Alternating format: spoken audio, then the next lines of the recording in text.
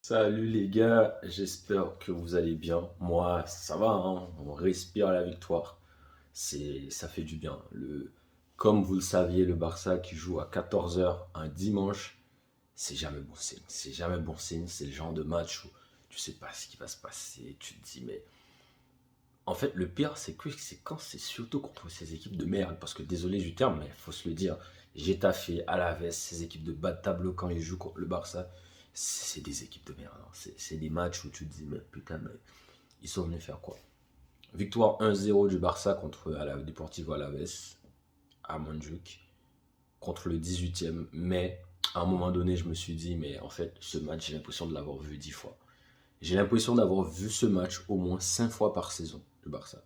C'est toujours le même match où tu as l'équipe qui fait des fautes, mais des fautes d'anti-jeu, et l'arbitre en face qui met pas de carton. Les gars, avant le premier carton jaune d'Alaves, il y avait deux fautes du Barça pour deux cartons jaunes, contre 15 fautes d'Alaves pour zéro carton jaune. Vous imaginez, les gars? Et c'était toujours le même mec, mais toujours le même joueur qui fait des fautes bêtes, qui tire.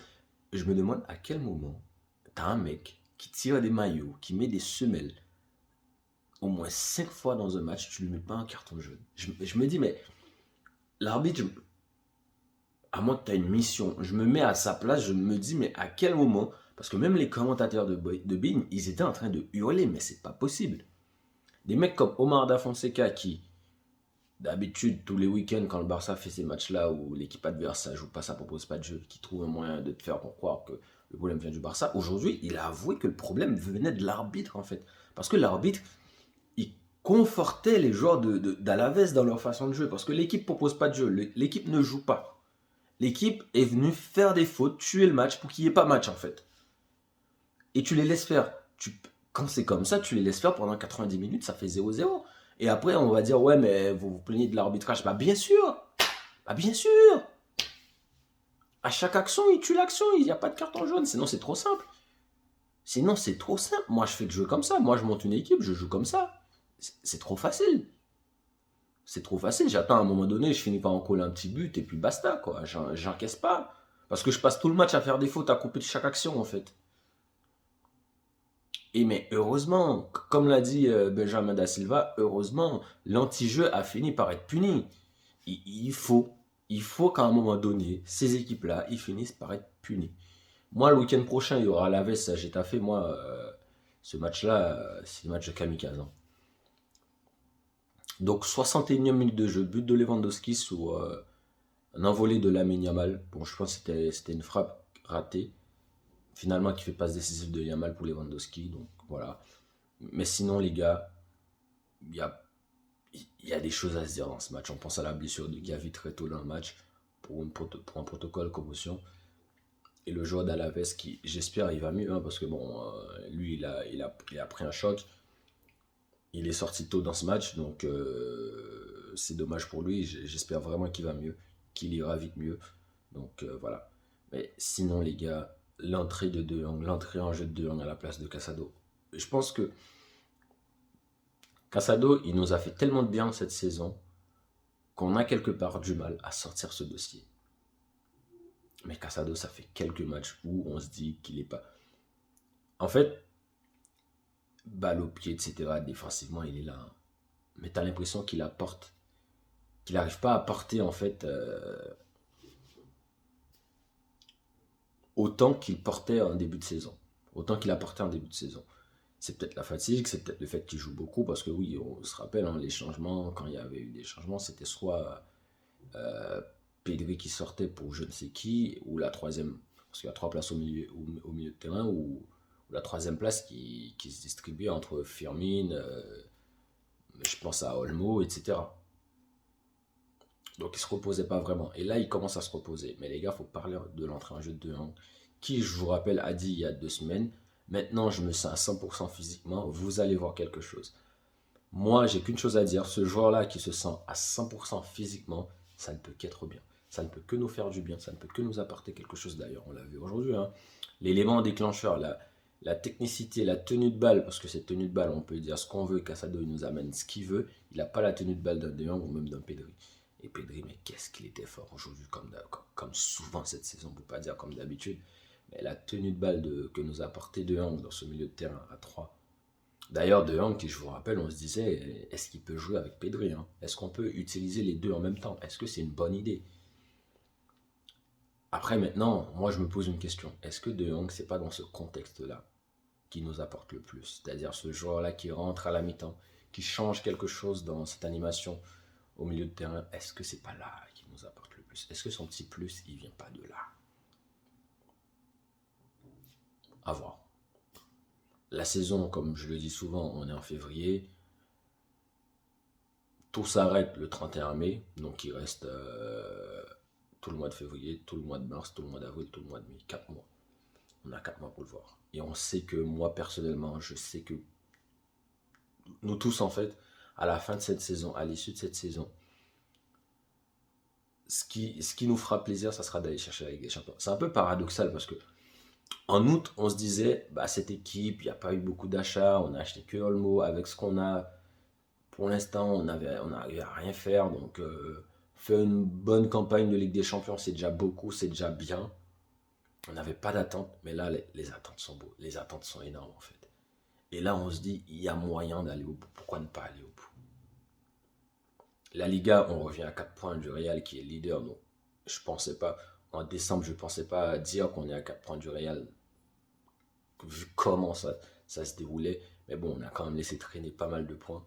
Et aujourd'hui, on est à 4 points du Real, 3 points de l'Atlético. Et je vous rappelle que samedi, il y aura le derby madrilène. Donc, personnellement, un petit nul, ça me dérange pas. Mais bon, une victoire de l'Atlético, c'est tant mieux, hein. Donc, oui, ça fait que l'Atlético sera quand même encore à 3 points devant nous, qui vont jouer à Séville. Séville qui n'est pas fameux cette saison. Séville, hein, je vous dis, hein, ils sont à quelle place? Ils sont à quelle place cette saison en Liga? Classement de la Liga. Séville, ils sont 11e en Liga cette saison. C'est pas fameux, c'est pas du grand FC Séville. Mais il y a quelque chose à jouer. Il y a quelque chose à faire. Donc, on va voir. Je vous imagine hein, le scénario où le Barça prend 3 points à Séville et qu'il y a un nul entre le Real et l'Atlético. Bah, le Barça passe à 48 points, l'Atlético 49, le Real 50. Donc à 2 points du leader, 1 point du dauphin. Donc oui, c'est quand même... Il y a quand même un coup à jouer en fait le week-end prochain. Le week-end prochain, ça sera très intéressant. De plus, le Barça joue tranquillement le dimanche. Donc on a le temps de regarder ce que fait le Real et l'Atlético, etc. Et jouer un coup. Quoi qu'il arrive, il y a un coup à jouer. Soit l'Atlético qui perd 3 points, soit le Real qui en perd 2 ou 3. Et nous qui grappille des points. Donc voilà. Sinon les gars, parlons de Lamine Yamal. Parlons de Lamine Yamal, les gars. Non, mais franchement, ce gamin, non, mais c'est insolent, mais. Ah là là là là là là. Non, mais qu'est-ce qu'il leur a fait? Non, mais. Moi, la dernière fois que j'ai vu ça à Barcelone, c'était le fameux N'Kara Messi, N'Kara Messi, N'Kara Messi, les gars. Je ne sais pas si vous vous rappelez ce fameux N'Kara Messi. Non, mais. À 17 piges, il y en avait 7. Il y en avait 7. Non, mais on dirait une gazelle, les crochets. En fait, t'as l'impression, à chaque fois, en fait, moi j'ai l'impression d'avoir vu ça mais tellement de fois avec Messi. À chaque fois qu'il fait ce petit contrôle-là, ce petit toucher, je pense que dans la tête du défenseur, il se dit je peux l'avoir la balle. Je peux. Parce que c'est facile, ça a l'air simple. C'est tac, tac, tac, tac, tac. Tu peux l'avoir, ça passe à côté de toi. Mais tu n'as jamais la balle. Et tu te retrouves les fesses par terre. Tu te retrouves avec des pères de famille qui sont en train de traîner par terre. Là, comme ça. Tranquille, devant un gamin de 17 ans. Non mais les gars. Non mais les gars, ce joueur de foot. Et il la demande tout le temps la balle. Hein. Il la demande tout le temps. Il en a envie parce qu'il veut en prouver quelque chose.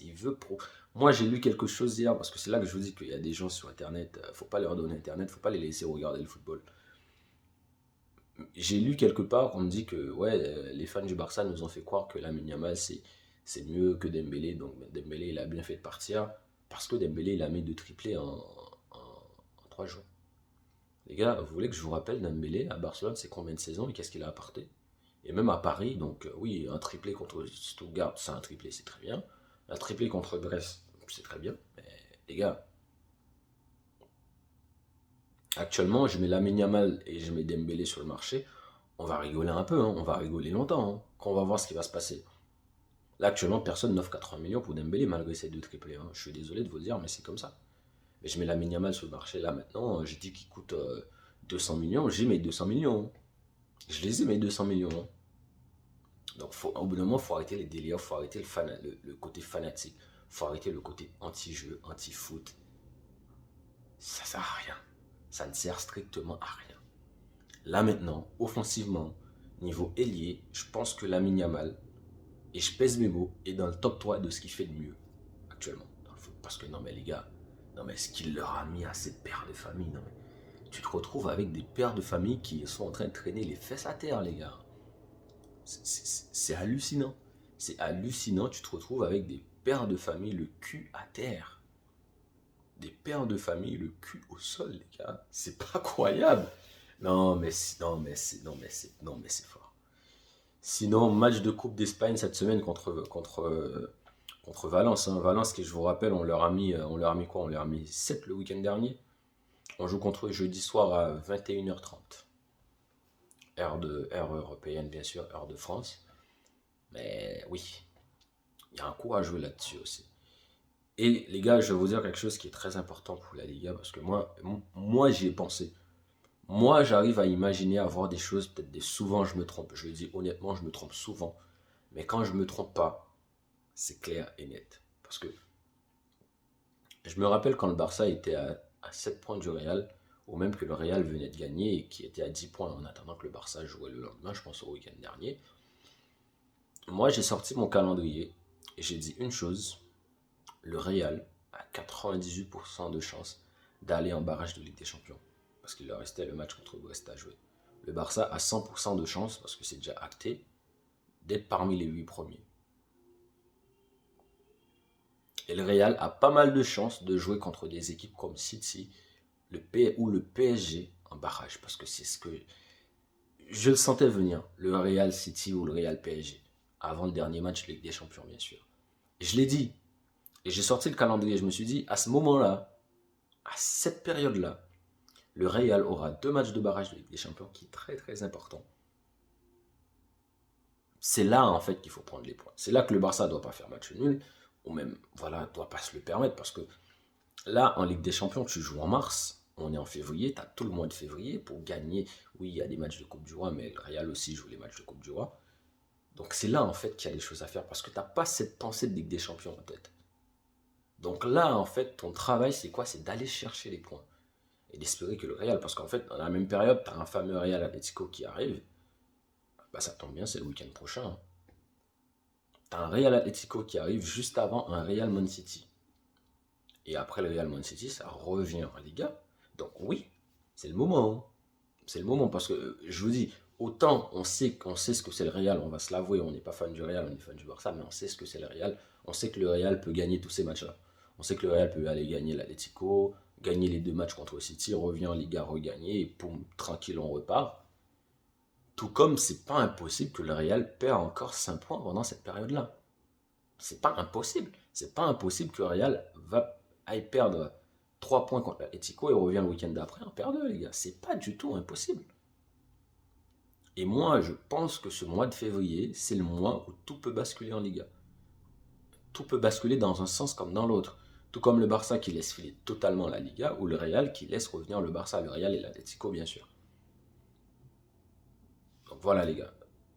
Moi, je compte sur Hansi Flick. Aujourd'hui, c'est un match dans la gestion. On s'en est bien sorti. Pour moi, c'est cette victoire 1-0. Ça vaut le 7-1 contre Valence, les gars. Ça vaut le 7-1 contre Valence. Parce que c'est un match difficile. Donc voilà, les gars. Sinon, prenez soin de vous. Je vous dis bonne fin de journée, bon dimanche. Prenez soin de votre famille. Ciao, ciao. À la prochaine.